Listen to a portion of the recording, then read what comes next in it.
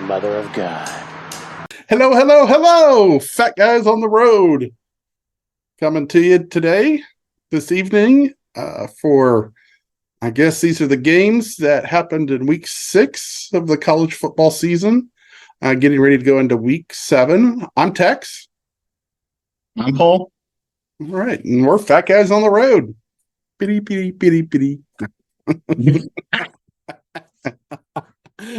It's 7:24 and Texas still This sucks. still sucks, absolutely. How about them Sooners? Paul, have you ever seen a game like that? I mean, we've been to a lot of games, and I'm not just talking OU Texas. I'm talking about not just football, but sporting in general. I mean, we weren't at it. Neither one of us got to go this year, but I'm watching it. As everybody's talking about that epic drive to win the game, which was just absolutely classic, legendary, going to be talked about forever. I thought back to, and you were probably too young to remember this, not because I wasn't very old myself. What was I, 12, 11?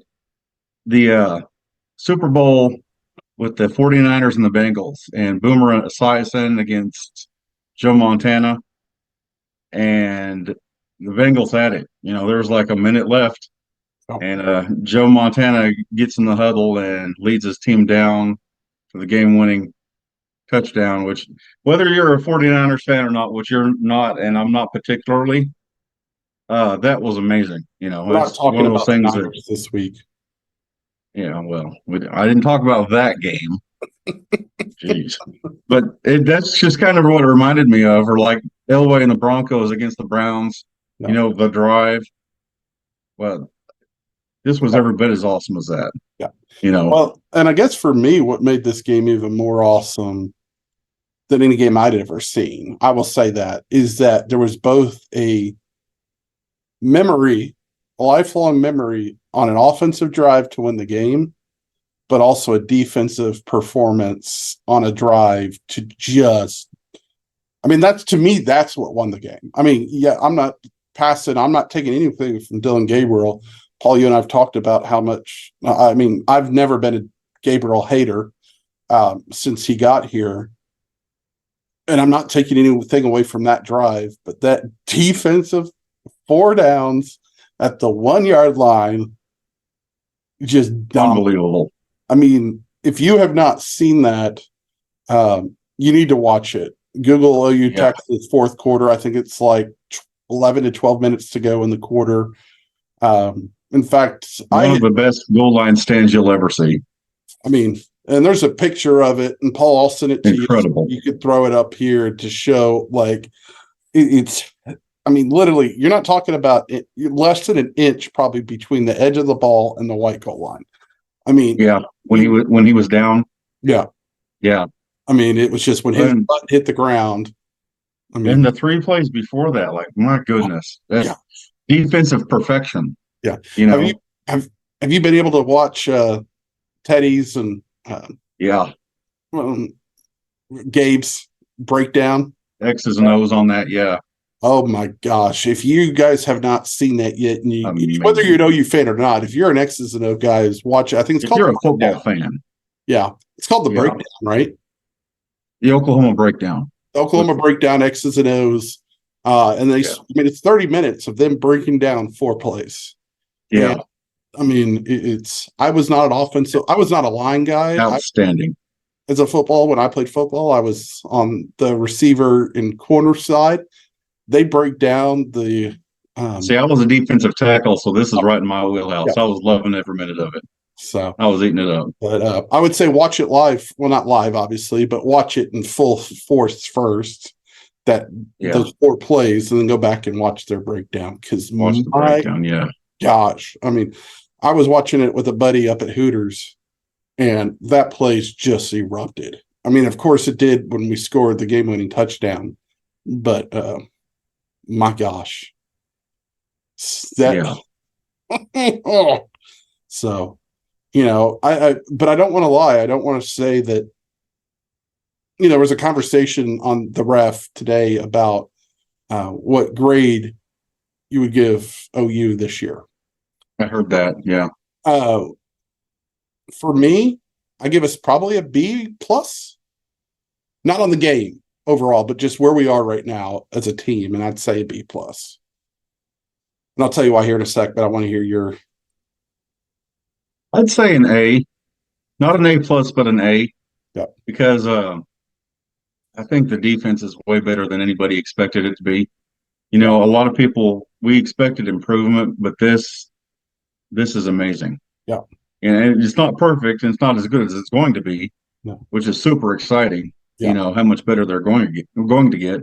Yeah. But for that and the receivers, what a difference a receivers coach makes. Or the It does. best receivers coach. It They need does. to double his salary. Gosh. And his recruiting that he has coming in. Yeah. We're going to be scary. Emmett Jones, I mean, hopefully he's here for a few more years, but Pay the man. people are going to be knocking on his door. And Got to pay the man. yeah, Amazing. and we can. I mean, if any program can pay the man, it's. Yeah. I would say not an A plus because the running game it's getting better. Yeah. But it's not quite where it needs to be. And the special teams needs work. Yeah. The running game looked impressive, looked better to me. Now, this was intentional. I think this was more of Levy's style of what he's trying to do is running Dylan more. I mean, Dylan finished with 113 yards and a touchdown running. And he didn't do that last year. And hasn't. Right. Well, he couldn't because we didn't have a backup. Well, exactly. We all know. Exactly. Painfully aware. Yeah. Yeah. I mean, our best quarterback in this game last year was our tight end. So, Yeah. Unfortunately, and I like Dave. Davis Bevel's a good kid, but it's hard. It's hard.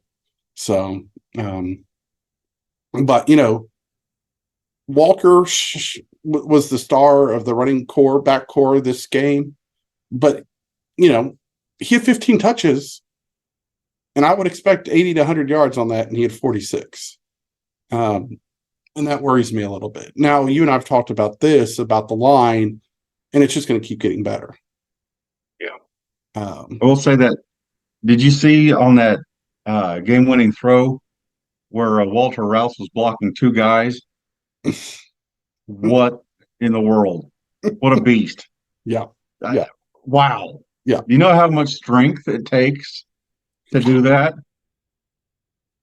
Well, it was incredible. Well, it's like on the defensive stand we had when Ethan Downs took on that Texas lineman that's going to be a first rounder. I can't remember the kid's name. It was Hassan McCullough. No, guy outweighs him by 100 pounds, and he runs up and smashes him right in the mouth. Well, so there's that one, but then there's the one Ethan Downs has where he just throws the guy down on the floor. He just bullies them. And I mean, same thing. He's 325 pounds and Ethan just blows him off. And it was the old saying, it's not the size of the dog in the fight, it's the size of the fight in the dog. Yeah. Yeah. And they did. Those guys were monstrously big and they just knocked the crap out of them. And one thing I want to preface is Texas is good. They're really good. And better than we've seen them in how long? I mean, it's probably been 15 years. Their national championship team, that's good. The 2000. Well, I guess that was 14 years ago. 2000. Well, no, their 2009 team's what I'm thinking of. Is that with Colt? I don't think they were this good. No, I don't think they were this good. But they were so. Well, they were good, but I think this team's better. Yeah, the B plus for me comes from the two things that you mentioned. Is the running game. Now, obviously, this is the best front seven we'll see all year. And we rushed for 201 yards on them as a team. Now, I would really love to see Sawchuk and Barnes start cranking out something. Those were the two guys we were looking at coming into this year. But right now, Walker and Major are going to be the two probably that handle this load. And Marcus Major hasn't superly impressed me, but he does what's needed. So, yeah, I mean, Right now, though, Dylan Gabriel's It- got a longest rush for the year again. So, yeah, uh, it'll continue to get better, and they need to keep Caden Green in the game. True freshman, yeah, manhandling first round draft picks. yeah, I agree. What a monster! The Imagine what other, he's going to be next year or in 2 years. it's gonna be incredible. The other side that Holy worried me, you cow! mentioned it, is the special teams, and giving up that block punt was unacceptable. You cannot do that. Unacceptable. And the missed field goal, um, that was under 50 yards in 2023. But you're a You're a kicker, Division I kicker. You got to hit that. especially at OU. Like, you're going to be called upon. So that's 10 points right there. We left, well, not left on the board, but we gave either left on the board or put on the board ourselves. And Yeah. I mean, And somebody else mentioned it that they're really irritated, and I agree with it. People keep saying, "Well, Texas scored 30 on that OU defense." No, they scored 23 yeah, they scored 23 because of the punt blocked. Yep, absolutely. So, and who else has come close to holding them to 23 points? Well, how many did Bama hold? Oh no, it was in the 40s, wasn't it? I think the final score was 37-27, so they gave up 31 to them because there was a pick six. Yeah. If I remember right. So, But that was in their own stadium. Yeah, absolutely. So I need to find a way for our special teams. I mean, and they've got an extra week to get it fixed. And yeah, I would assume they're working hard on it. Yep. Because they know that can't happen. Yep. Now that almost trick kickoff return was fun to watch. And did you hear Teddy talking about that today? Yeah, and I was like, I understand what he's saying, but I'm like, it's simple. It's about how the ball travels. Sure, but like he was saying, so say you and I think of the old option, we're running down the field, you're behind me, I'm in front, and I pitch the ball, it's still going forward too, right? Because I'm running forward. You can't though. No. If you go back and look at the old film, yeah, they need Switzer to come teach them this. Yeah, it cannot go forward at all. Yeah, and it has to go forward. It was a yard forward or back. I mean, the ball, the guy let it go at the 30, and the guy caught it at the 31, so it was moving forward. I'm not disputing that. And it absolutely can't. That's just a hard. They don't, that 30, 40 years ago, it's second nature to these guys. Yeah. These guys don't do that very much at all. The other thing that worried me was giving up the fake punt. Yeah, that bothered me. So that's why I'm a B plus, because I don't think we're an A team yet. And you and I talked about this briefly before, and you felt this was partially due to the way we schemed them. But those passes, the medium range passes, the passes between the second and third level in the middle of the field, I just, no one around them was my problem. I mean, if you scheme it that way, you got to have a guy in the middle of the field, and there was no one there. They were a little bit too open, yeah. I mean, there was always it was a keep everything in front of you thing, but that's his philosophy. Yeah, which better to let the guy gain 10 or 15 than 50. Yeah, I understand that. Again, that's a B plus. An A team to me, an A defense. 2 interceptions though. We lead the country in interceptions. Yeah. I mean, there's great things about the defense. Don't get me wrong. I mean, defensive backs have been stellar. I just don't think we're to A level yet, which is fine. That's just me. So, and the offensive line played well, especially in pass blocking. Yeah, they've been doing that all year. The pass blocking's been on point. Exceptional, but and it goes back to that running game, and that starts with your front 5, 6, however many you have up there. And I'll also throw in, I'm especially ecstatic with our coaching staff. Oh yeah, there's a lot They're doing an incredible job. there's been a lot of talk on, especially Jeff Levy, and I want to smack somebody across the face every time. And I saw somebody in a chat with us this week that said he's not aggressive enough. He's doing exactly what he's supposed to do in a complementary football team. You're not supposed to throw 30, 40, 50-yard passes every single time.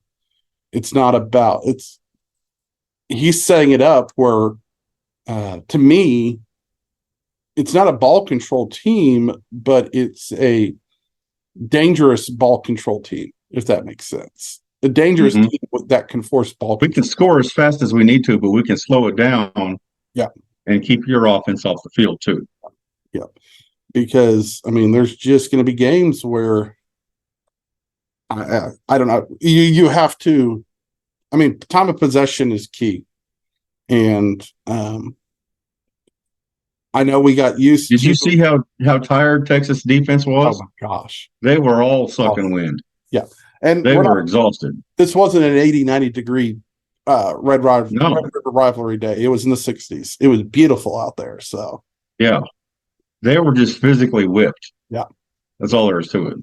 Did you see Trey Young on the sideline right there at the touchdown? I was like, oh, there. Did you see the one with Baker? Oh, that was amazing. Yeah, that got me fired up. So, if you guys have not seen this game yet, you got to find the replay. Brock, were you under? I mean, it's game of the century. I don't want to call it that. If you like football, you have got to watch this game. I got a question for you, Paul. I was trying to figure this out, and I couldn't find it. Has number 1 Oklahoma ever played a number 2 Texas, or vice versa? Oh, I'm sure they have. I've looked, and I don't think ever has happened. That's crazy. It's, especially if you think back to the well, I guess if you think about it, their one big decade was the 1960s, and we had a down decade. Yeah. And we were huge in the 50s and the 70s and the 80s, and they weren't really. So, but in the 2000s, it just happened when we were on top, they weren't quite. And then when they were on top, we had slid. So it wasn't, 1 against 2. I'm going to throw some stats out here. 5 of 6, 11 of 15, 17 of 25. You know what those represent? Our winning streaks since Bob Stoops took over. Wow. 5 of 6 currently. We've won 5 of 6 of the last 6. We've won 11 of the last 15. And we've won 17 of the last, technically 26. Sorry. Games against Texas. You could take that 49 and smoke it. If you go back to World War II, that's pretty much how it's been. The modern era. For the 60s. Yeah. Modern era. Since they've been wearing face masks. Yeah. Or even, hard helmets and not leather. Forward pass. Yeah. Since television. Yeah. So, overall, yes, they do lead us. Because I'm not one of those. And they like to talk about that 49-0. I remember 65-13. 63. I remember 63-14. 55 something. 55-10 or something. Yeah. So we beat the crap out of them way more than they have us. Yeah. And certain quarterback didn't play last year, and that I don't think you can argue that made a big difference. Yep. They kicked us while we were down. They did what they were supposed to do. And they were one of 7 teams that did that. So, and just look at us this year. So, yeah, I hope they enjoyed it because those days are gone. Ooh. BV's building a monster, rebuilding the monster. Yeah. Shout out to my Texas Rangers in the bottom of the second of Game 3 against the number 1 team in the American League, up 6-0. Go Rangers! All right, back to OU. Sorry. But, they played this on the radio today, and I sat there because, I said this earlier. I'm taking nothing away from Texas at this game, but what I'm sick and tired of hearing people say is, actually, I'm going to get to that in a minute here. Texas is a good team. They are a top 10 Very team. good. And that game in Arlington,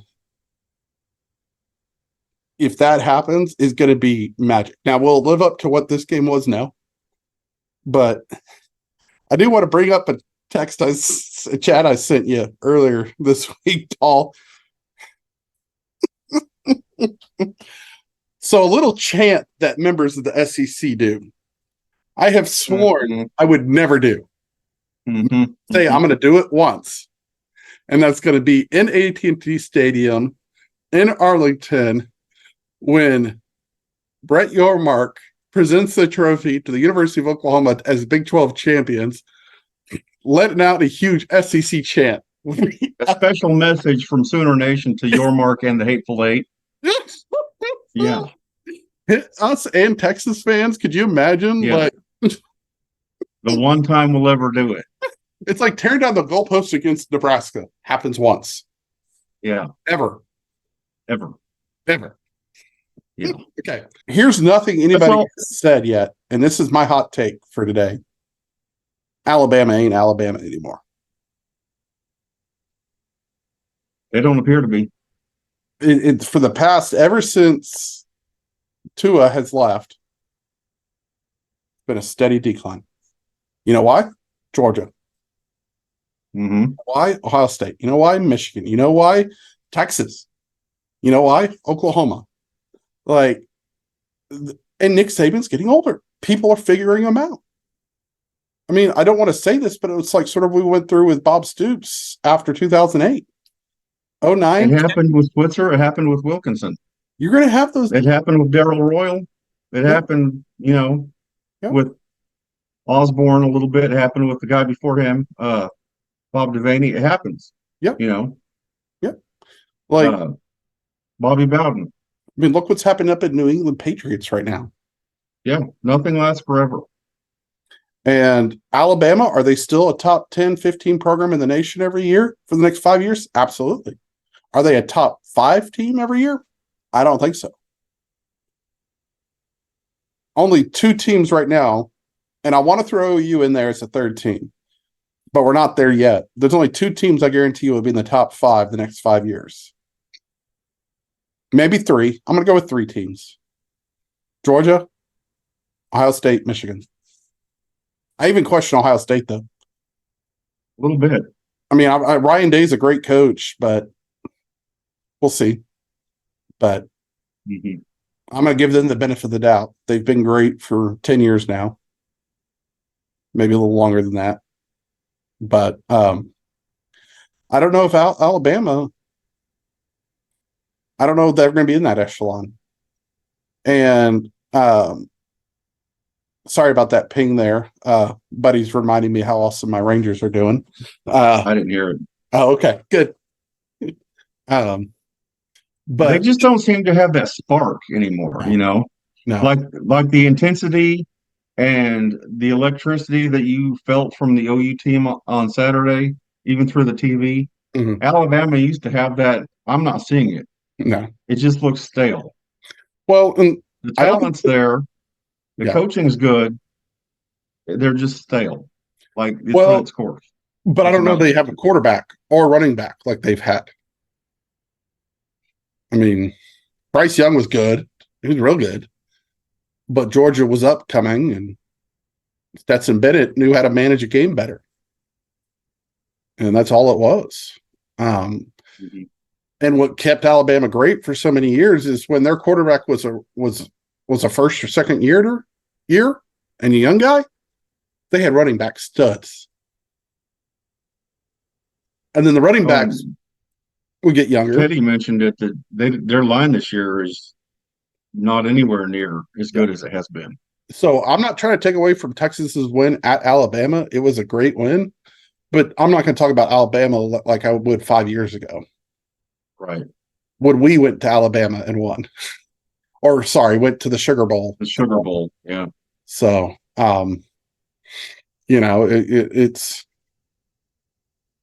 a great win by Texas. But to throw that in OU's face for those two reasons, we were supposed to play Georgia. After we beat them. Like, it was one thing to say that before the game. It At a doesn't neutral mean field. anything now. We just beat Texas head to head. Yeah. On a neutral You field. know? Not at home. Yeah. Where we had home field advantage. No, this is 50-50. Yeah. It was 50-50. I can't remember. I mean, 2021, maybe. I mean, but when do you remember a game that no one, I mean, we had a 10-point lead, but when do you remember OU Texas that was neck to neck for 60 minutes?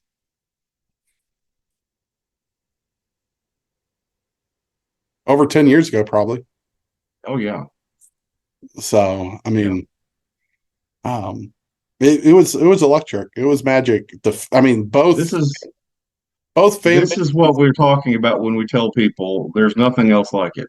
and you You can't know, tell me when both that teams are this good and the game is that good, it's incredible. Yeah. It's words don't describe how amazing OU Texas is. how could you imagine Gray Sankey was thinking when he was down on that field watching that game in that environment?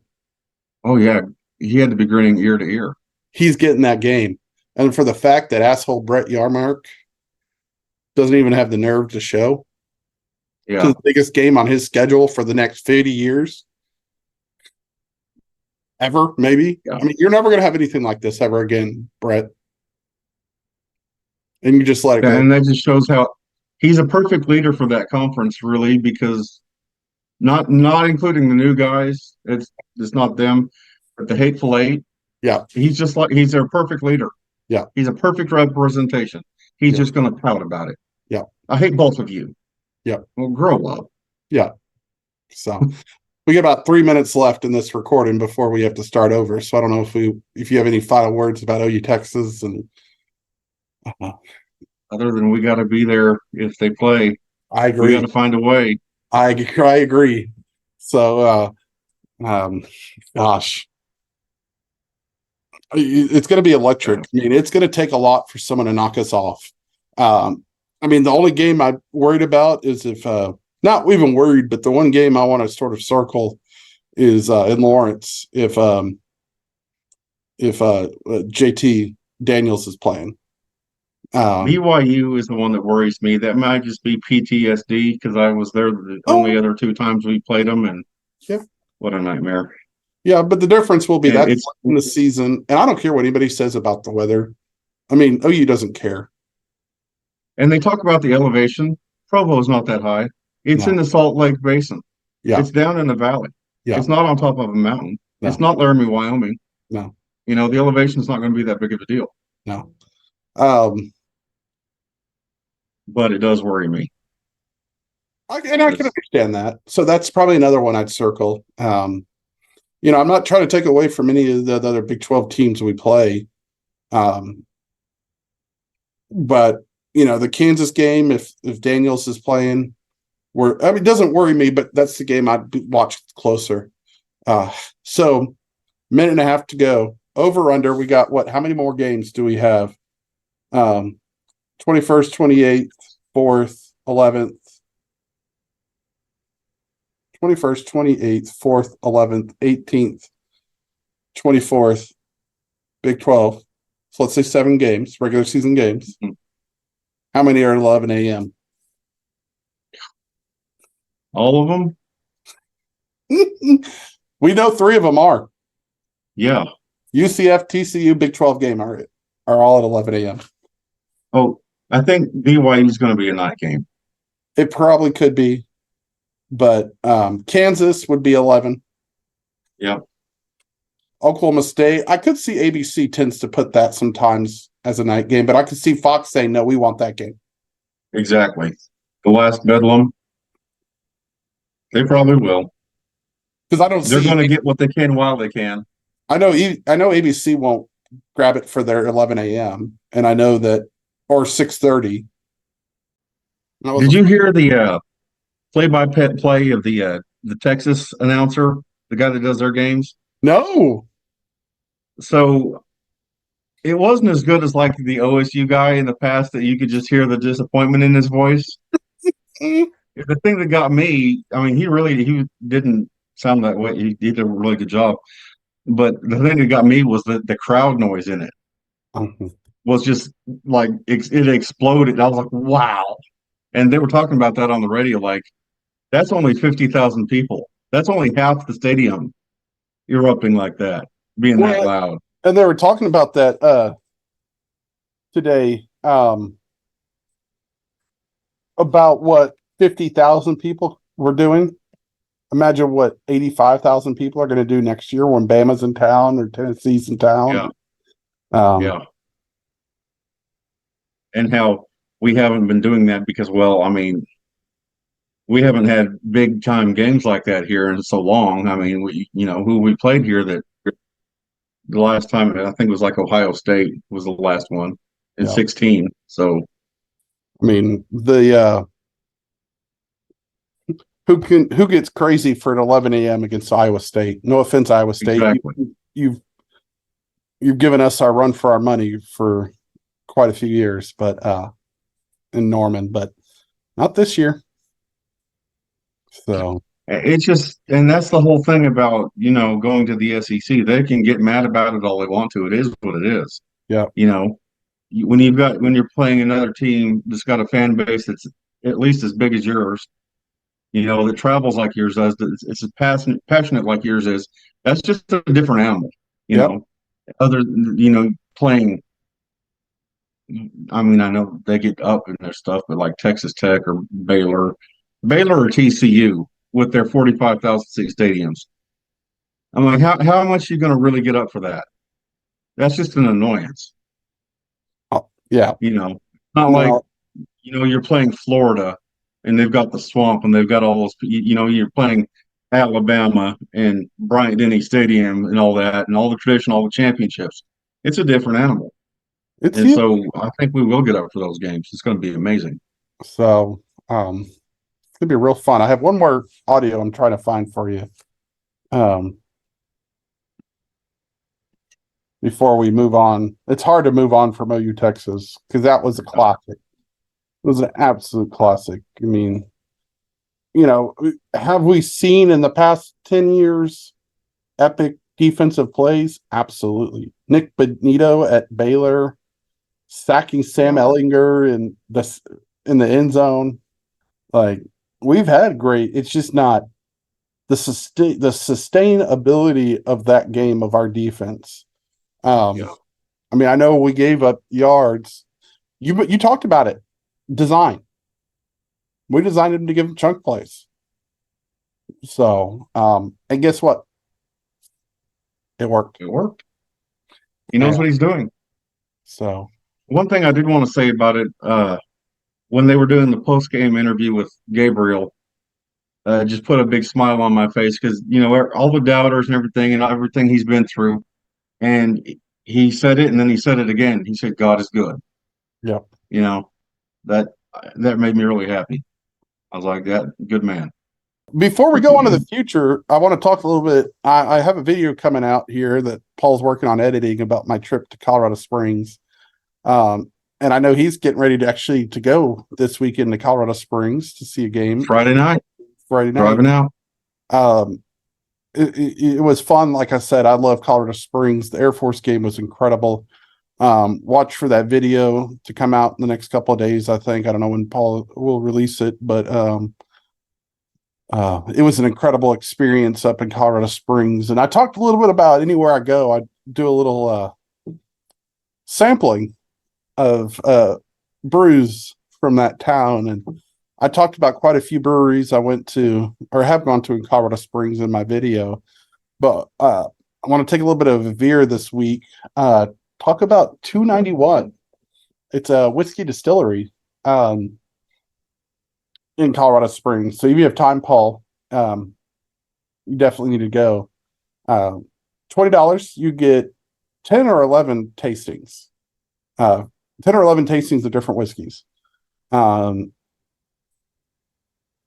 do bourbon, they do rye. They have a couple other things they do as well. I'm a big bourbon fan, and it's neat because they'll have a clear bourbon and a clear rye to show you what it's like before it goes into a barrel. Not the trying to remember what they call it. In a whiskey before it goes in, it has a term before it goes into a barrel. This is actually it's a finished bourbon and a finished rye that's clear. What makes this so unique to me is I don't know if you can read on the label right here. It's finished with aspen wood staves. If you don't know anything about aspens in Colorado, think what everyone thinks about Vermont, New Hampshire in the fall, Northwest Arkansas in the fall. Aspens do that same thing in Colorado. Just turning this bright, rich yellow. Eastern Oklahoma. Eastern Oklahoma. Borders Arkansas. Another great thing here about Eastern Oklahoma. I'm going to talk about Not that. just Northeast. Anyway. True. Very true. But their actual whiskey, it's not the cheapest. Starts at about $60. Goes up to about $130 for their single batch. Or their premier. But what's cool, I don't know if you knew this, just a little throw out for an aspen, about the aspen trees themselves, is when you see a grove of aspens, that's only one tree, technically. Each aspen doesn't have its own root system. It's like a fungus that spreads. They shoot up through the roots. Yeah. And so I didn't know that.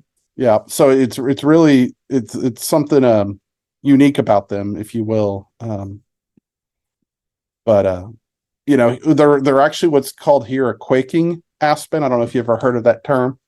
But it's pretty cool. They call them colonies. Yeah, I was trying to think of the term. They grow in colonies. So they come from a single seedling could spawn 100 trees. So, so the cool. barrels are made out of aspen wood. Is that the deal? No, so they're made out of oak, but they float to finish. They float wood staves, like almost like wood chips in there. So it pulls, because to be bourbon, you have to be in 100% new oak. It's just they put the staves in there. Another cool thing they do, I did not buy any of this whiskey. They call it M whiskey. So they send their bourbon barrels up to Wisconsin to a company that makes maple syrup. So I bought some of that maple syrup. I had it shipped to my parents' house. So I'm waiting to taste that, some bourbon maple syrup.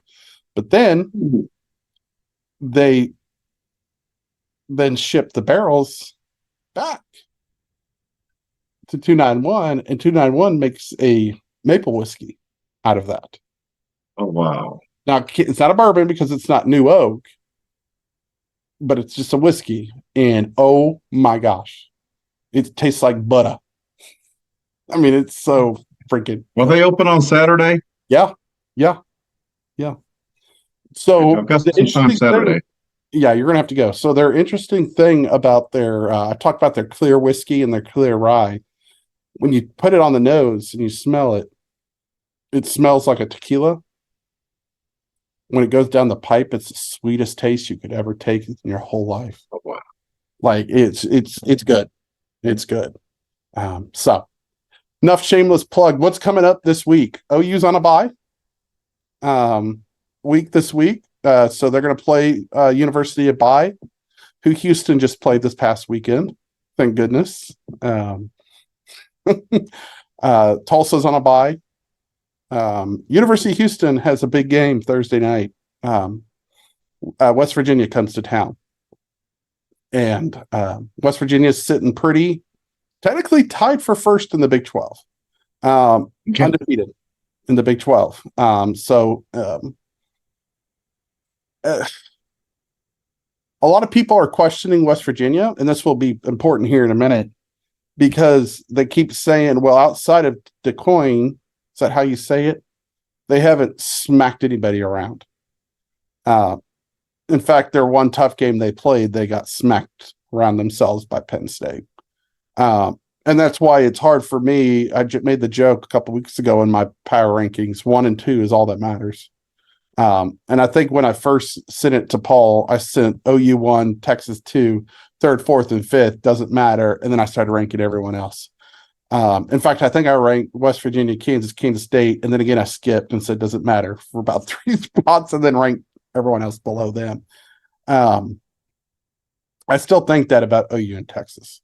I mean, Oh yeah, heads and shoulders above everybody else. Yeah, if OU was going to play in Morgantown, I'd say it'd probably be a 7 to 10 point game next month. But the fact it's in Norman after what happened last year, slobber knocker. We're just going to pound the heaven living daylights out of them now. But that's not the game this weekend. Like I said, it's Houston, West Virginia.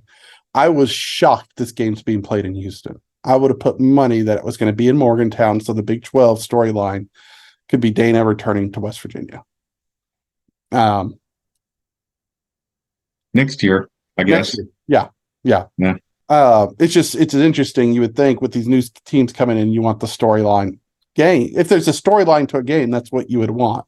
Sort of like Texas coming to play at Houston, or Cincy and West Virginia, and maybe that's what it was Cincy and West Virginia storylines there from their Big East days. And obviously, you're going to have all the storylines of Colorado returning next year and playing Kansas State, and then Utah and BYU lining up in the same conference. Like, I'd like to go to that one, honestly. I know, right? I think Tech and Arizona could be a fun game, or Arizona State. Tech years ago, I think had a little rivalry. I think they were actually Tech and the Arizona schools were actually in the same conference, if I remember, years ago, before Tech joined the Southwest Conference and the Arizona schools joined the Pac-10, 8, whatever it was. I think when it went from Pac-8 to Pac-10 is when the Arizona school. I think you're right. When the Arizona schools joined. But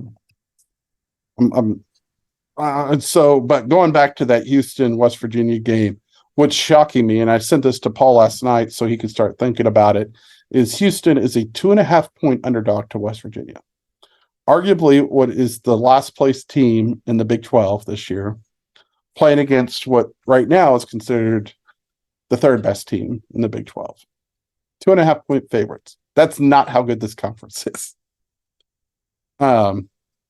That's really not giving much respect to West Virginia. And that's what I've been hearing. I was listening to some podcasts, Big 12 or national podcasts, and that's basically what it is coming down to, is that there is not respect, that West Virginia hasn't earned it yet, that they're still a bottom 4 team in the Big 12 when this year's all said and done. They're like, there's no way, they're barely going to make a bowl game,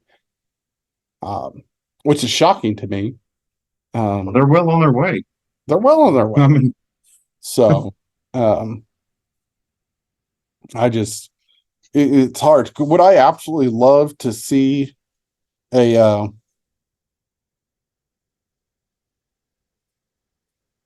game where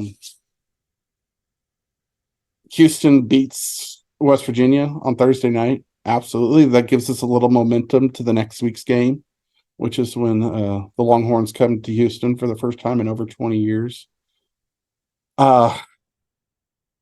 What they're also saying is West Virginia is a time possession team, so they're not going to be able to blow out Houston. That they're not going to be able to run away with the game. They're not a Big 12 type team that just goes out there and scores 40 to 50. Although that narrative has changed. That's been a few years. So,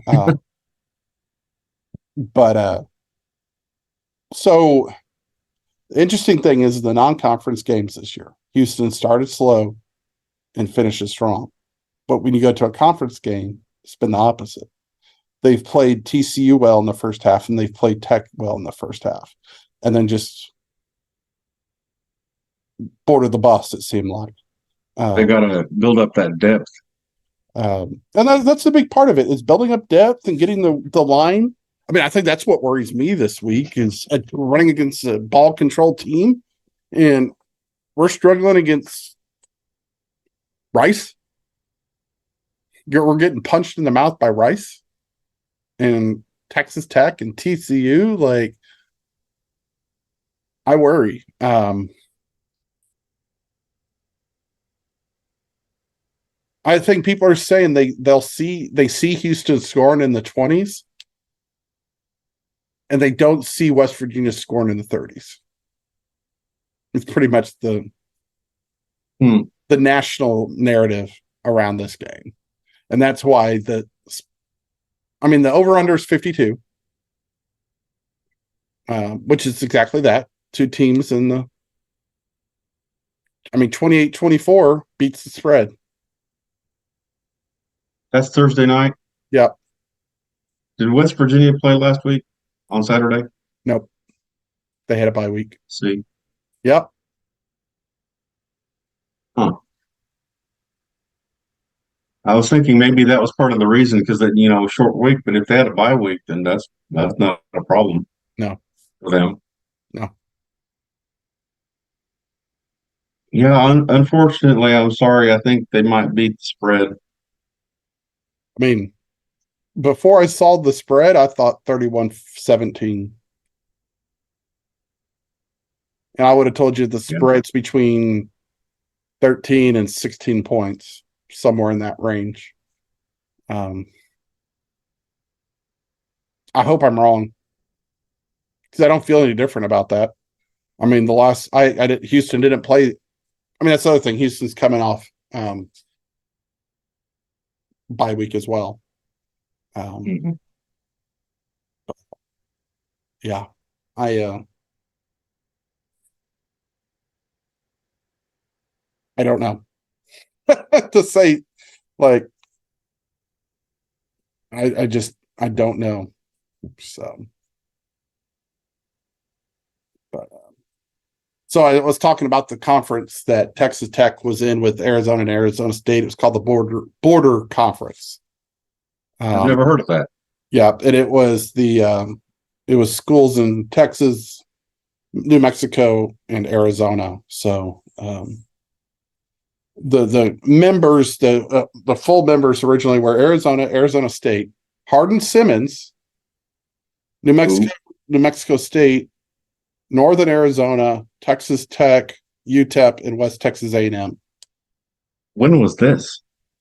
The 30s and 40s. Okay. Arizona and Arizona State left in 62.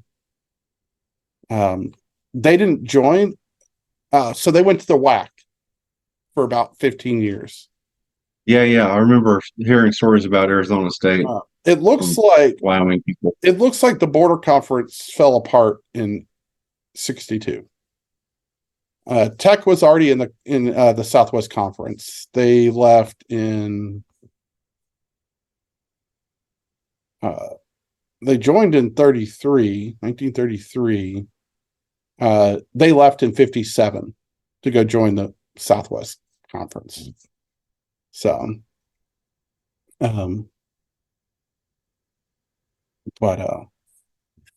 yeah. So, I unfortunately conference realignment is not new. No. It's quite fascinating. In fact, it's but yes, it's so that's I'm thinking that Texas Tech, Arizona State games could be fun as well, and that's where that was coming from. Games of the week, Paul. What games are you looking forward to this weekend? You're going to one of them. Wyoming at Air Force. Go Cowboys. Isn't there a big one this Saturday out west? Yep. Oh yeah. No, it's in South Bend. Oh, I'm not thinking about that one. USC at Notre Dame. Yeah. That's a big one. It's a big one. But to me, I'll watch that game. But to me, there's another one that I'll have my eyes on that affects Oklahoma, I think, even more. Oregon, Washington. Mm-hmm. Yeah, one of you's got to lose. One of you's got to lose. I know people are raving about the Pac-12 this year. They're going to beat each other up, is what I think. After what you saw out of OU Saturday, you think either one of them could beat OU? No. They'd get manhandled. No. What happens every time we play Oregon when they don't have refs helping them? I said what I said. every other time we play them. So having either one of them ranked above OU now is ridiculous. It's insulting. So I mean, anyway, one of them is going to lose and fall behind us. Washington's the one I'd be worried about the most of any of the West teams. I think they're Utah. I mean, they still don't have Cam Rising back, is what I understand, and they have not looked good this year. You're right about that Notre Dame USC game. I think it's lost some of its allure with Notre Dame struggling these past 3 weeks like they have. They're going to win. I sure hope so. I sure hope so. They play defense. Yeah. A little. I mean, they're still not going to stop USC, but they're going to play enough defense, and, well, USC just doesn't. Yep. We know that story. Yep. And now I guess USC fans are finally starting to come to the realization and finally starting to admit what we were saying the whole time was true. You know, we knew what we were talking about. It wasn't just sour grapes. No. He doesn't play defense. He doesn't care about defense. Mm-mm. And, I thought there was hope with Alex Grinch, and I think Alex Grinch, if he was given resources by his head coach, could be he did well at Ohio State. He did really well at Washington State with Leach. Yeah. So considering, why is he not successful? Tebow. Yeah. Good old mule shoe. I mean, how good he is, but yeah. But so does the Pac-12 no longer do the North-South rankings or divisions? No divisions. I didn't realize that. I was just looking at weird. that. So. But I only looked at that because they have 7 teams ranked right now. Yeah, I don't know if that's accurate. If what's accurate, no divisions. Them having that many ranked. Utah's the only one I've watched that I'm not impressed by. Now, when I say impressed, I mean top 25 impressed. UCLA had a nice win. Yeah. Washington State and Oregon State were 2 really good teams. Surprises out there.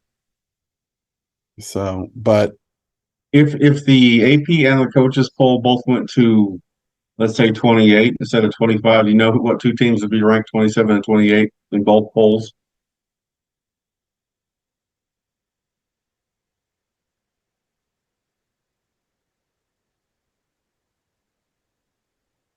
Missouri. No? Wyoming and Air Force. Oh. It's shocking to me Wyoming's not ranked. They never get any respect. They had Josh Allen for crying out loud, and no respect. How they're not ranked is, after what they just did to Fresno State. It's a numbers game. So it's the same thing about, kind of like, it is what it is, and they accept it, but it's a population thing, Kind of like there's a difference between playing Kansas State and playing Florida. There's a reason we're going to the SEC. It is what it is. And they can like it or not. Wyoming knows, they accept it. And a lot of these, they're not trying to be on that level. They just want to be as good as they can be. A lot of voters probably just look at the Wyoming's score lines and see, oh, they got thumped by Texas. But they didn't. They didn't. They gave up 24 points to Texas, 1 more point than we gave up to Texas. Yeah. As far as the defense goes. And they threw a pick 6 with the backup quarterback. Yeah. And that was Ian Austin. Yeah. And 21 of those were in the fourth quarter. Yeah. And if they have a starting quarterback and if it's in Laramie, we're talking about a whole different game. Yep.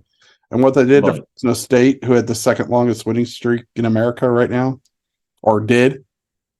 Yeah. It's over. It's over. Air Force, I'm not surprised isn't ranked. I've seen them live and they're good. They haven't played anybody. Now the thing about them is they've taken care of their business. It's the old adage of, well, sometimes you don't have to play anybody to thump people. But before Saturday, Fresno State hadn't played anybody either, and they were ranked. Yeah, I agree. And so, why did they get the benefit of the doubt and Air Force doesn't? yeah. Well, probably too, because Air Force runs a more modern version of the option, but still the old option. It's fun to watch. I know you're going as a Cowboys fan, but I think you're going to have an enjoyable time watching that quarterback because I mean he rushed for 150 yards and threw for over 200 against San Diego State a few weeks back, like when I was there. And, I don't think he'll have quite that much success on Saturday. That Cowboy defense is legit. Yeah. The only thing I'd say, and maybe Wyoming will be, is that's a hard offense to prepare for. Yeah. But they know them. They're in conference. They've been playing that. That's true. They know them. That's true. So there's that. But I assume you're thinking Wyoming's going to come across with the win there. And I don't know that I disagree. The way they're looking. Yeah. It's could be a great game. What time is that game? No, wait. What time is it? I know it's on CBS Sports. Me. I think it's 7 o'clock Central. 6 o'clock Colorado Springs. Yeah. Yeah. I had to get out my Wyoming hoodie because I was like, well, it's middle of October at night. Colorado Springs is probably going to get chilly. Yeah. Yeah. I know it's got a little warmer there this week, but I know it's going to start. And it's upper desert. So when the sun goes down. It gets cold. Yeah. That's what people don't remember about the Colorado Rockies, especially in the southern part, middle part, is that it's upper desert. It still operates like a desert. Grand Canyon is in the middle of a desert. I'm hoping to eat at the airplane restaurant. I've been looking at that. That pretty awesome. You need to. I did not do it this maybe lunch on Sunday. Yeah. But yeah, if you got time, go up Pikes, of course. It's an incredible view. I don't think I'm going to have time to do that. Okay. I didn't know what you're doing Saturday morning, so I'll just go around Colorado Springs and maybe go to the whiskey place. Okay. Yeah, I think you should. Yeah. You'll like it. So, but so those, North Carolina and Miami play, which will be interesting after Miami's coaching gaffe. I can't help but laugh. But talk about somebody coming out and taking ownership of it. I mean, he did. So. Oh, did he? Yeah. I didn't see that. Yeah. I'm over here looking like I'm a druggie over here scratching my nose. It's my beard, though. I'm doing one of these. Your mustache. Yeah. Missouri and Kentucky could be a good game. Kentucky's probably pissed. Missouri, I could see Missouri's tail coming off literally on their season after last week's.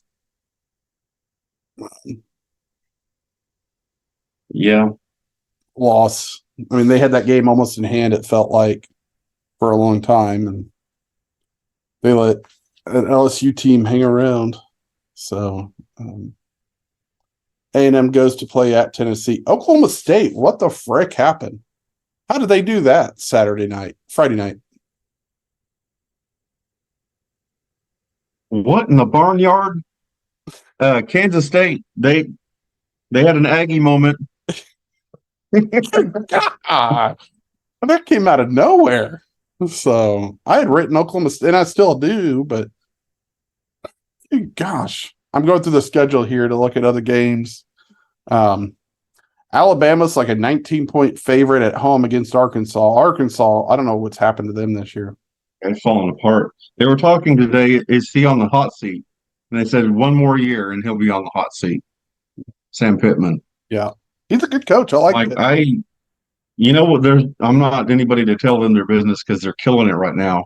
But the OU coaching staff recruiting, you need to start picking the guys out of Arkansas, Mm-hmm. all the best talent. Yep.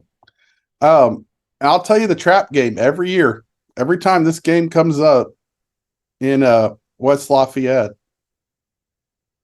Boilermakers, Oh yeah, Purdue so at weird. home against Ohio State, 11 a.m. in the morning.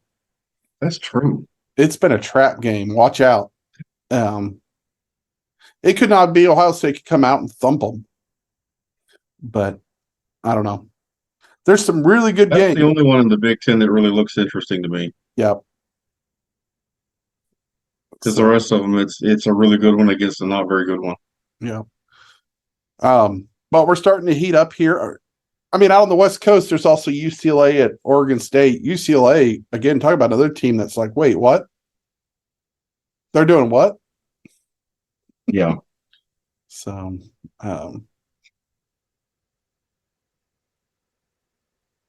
I can't really think of any other team games that really excite me too much this of course, week. my Thursday night game I'll be watching. Oh yeah, I'll watch that.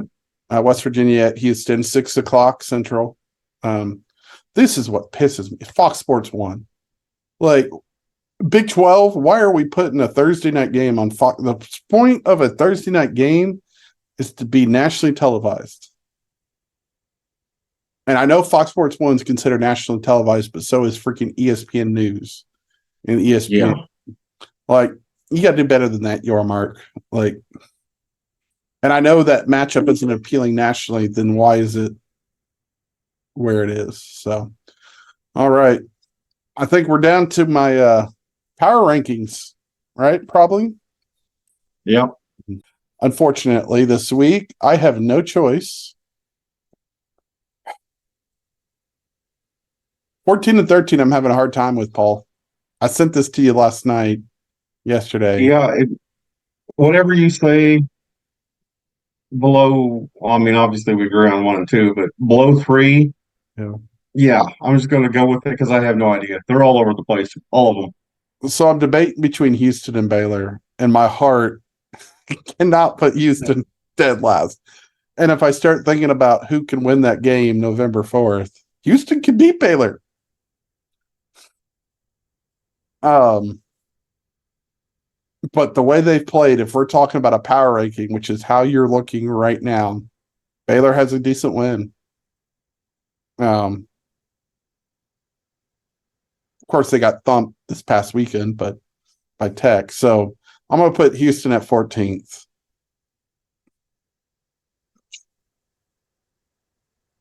Sorry, my Coug fans. Don't stone me. 13th is Baylor. 12th, I still have Oklahoma State. They had a nice win. I don't know how many more of those they'll have, if any. At 11th is UCF, Central Florida, the Knights. What you did against Baylor, come on. Chris Berman, come on, man. Come on, man. So 10th is BYU. 9th is Iowa State. They had a decent win Saturday. Right? I think. What did they play? I'm sorry, guys. We were watching something else on Saturday. We were preoccupied. There was no other football other than OU Texas for the most part. Yeah, they won. They beat TCU. Oh yeah, I mean TCU. That's pretty good. Yeah. I guess. So There again, who knows? yeah.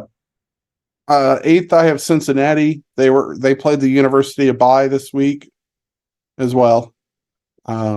If you don't get that reference, they had a bye week. They were off.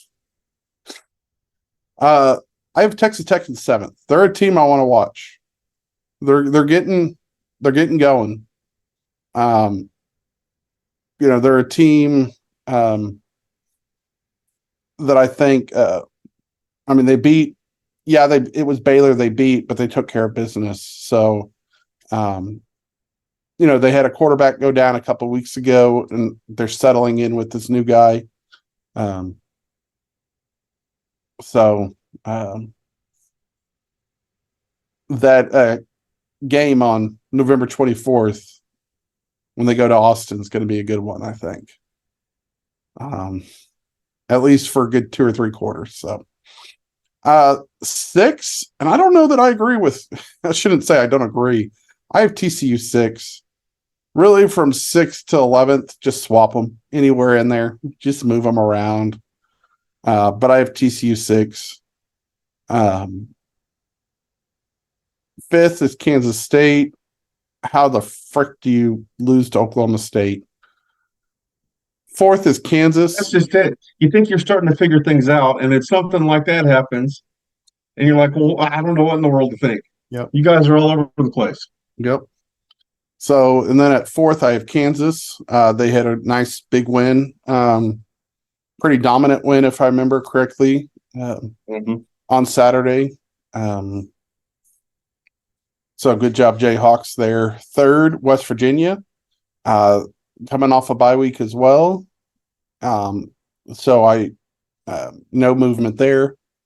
Number 2 is Texas. I've been calling this for 3 weeks, I think now. Is when I put OU on top and Texas at 2. I was right.